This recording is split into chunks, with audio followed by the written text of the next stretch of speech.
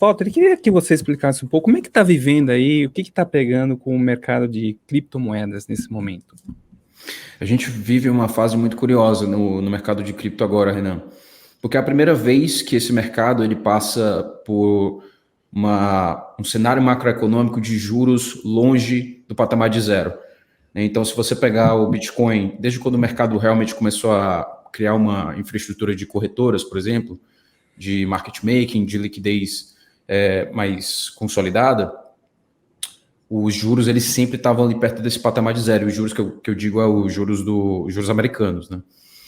Que servem meio como uma base para o mundo todo, de tomada de risco, de liquidez e tudo mais. E o mercado de cripto durante 2016 e 2019 passou por um aumento de juros, mas que logo ele veio a cair conforme o Covid foi se manifestando, e aí teve toda aquela reação dos bancos centrais em que você teve um grande estímulo econômico, né, que depois agora veio a se manifestar como inflação e está, consequentemente, tendo uma ação reversa de política econômica com os juros agora mais altos, né, aumentando aí de 0,08% até agora a faixa de 5,12%, né, os juros efetivos lá nos Estados Unidos.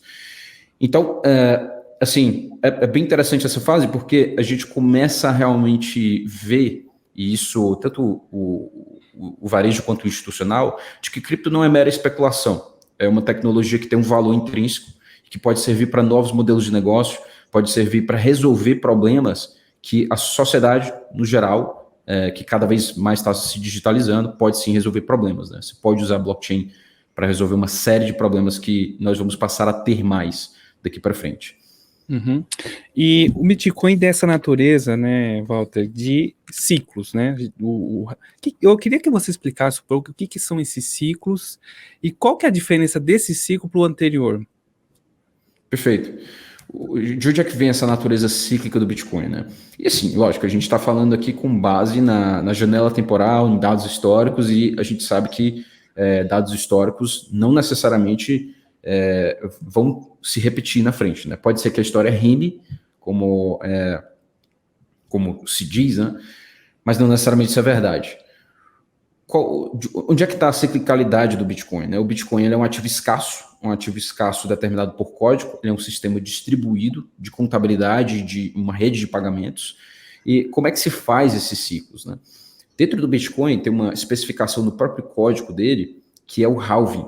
O halving é o quê? Né?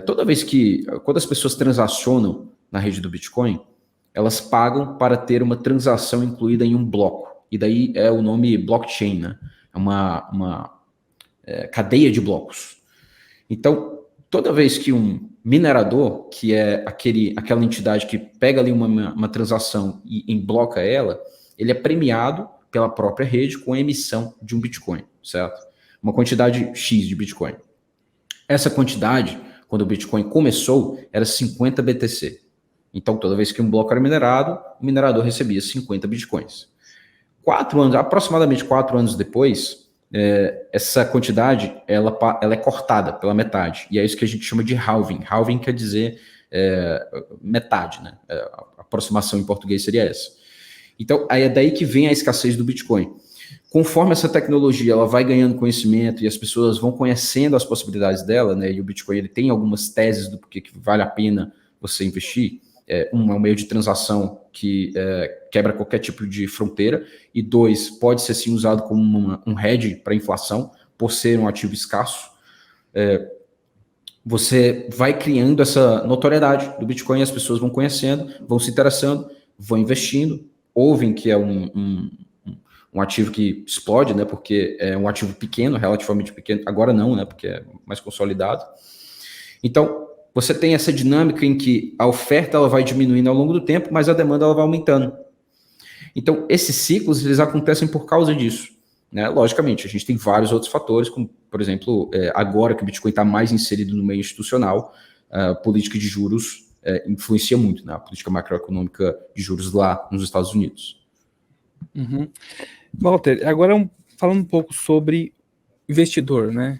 Perfeito. Você acha como é que o investidor ele precisa ter em mente aí para investir, para começar a investir nesse mercado?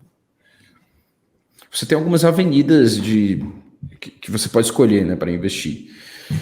Primeiro, acho que é importante, porque muitas pessoas, quando ouvem falar de cripto, ouvem por causa de algum retorno estrondoso, né?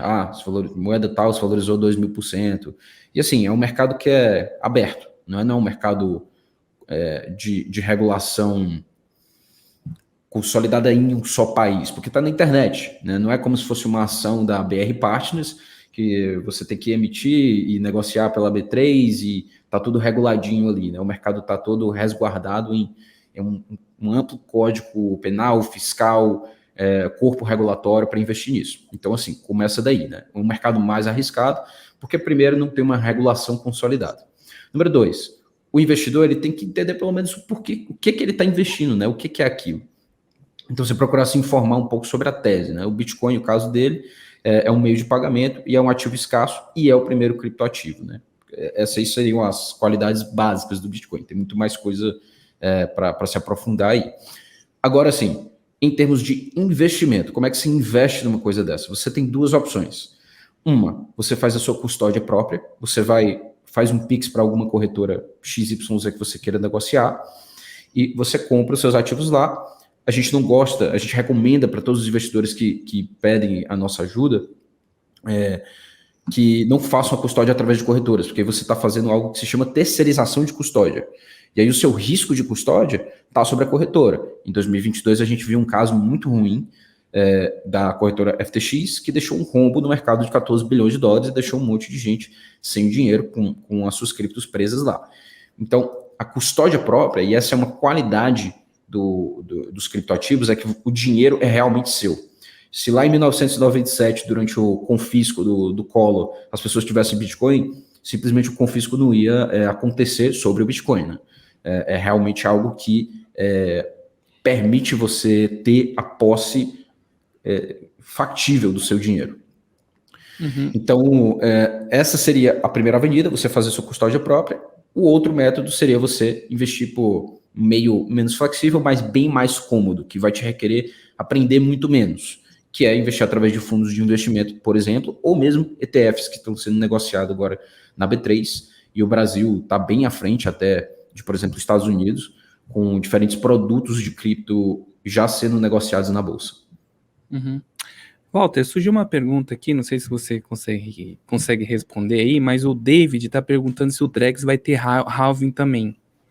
Não, o Drex é algo completamente diferente de cripto, né? O Drex, ele é uma versão digital do real. Então, tem um videozinho explicativo do Instagram do Banco Central que eu gostei muito. Porque é difícil de entender, né? Qual a diferença do Pix, qual a diferença do Drex, como é que isso vai atingir o varejo. E até o vídeo explica da seguinte forma. Para pagamentos comuns, você vai usar o Pix. Para pagamentos condicionados, ou seja, você comprou um serviço e o seu pagamento ele só vai sair depois que esse serviço de fato for provisionado. Aí você usaria o Drex, né, que ele te dá essa opção de você fazer transações condicionadas. O Drex ele vai ter uma implementação ERC20. O que é isso? De forma simples.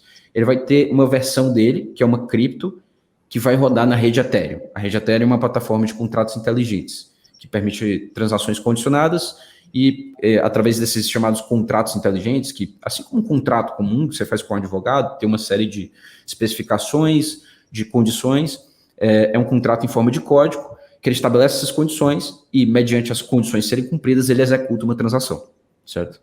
Então, o Drex ele vai poder ser utilizado dessa forma também. Agora, a política econômica do Drex é completamente de acordo com o entendimento do Banco Central.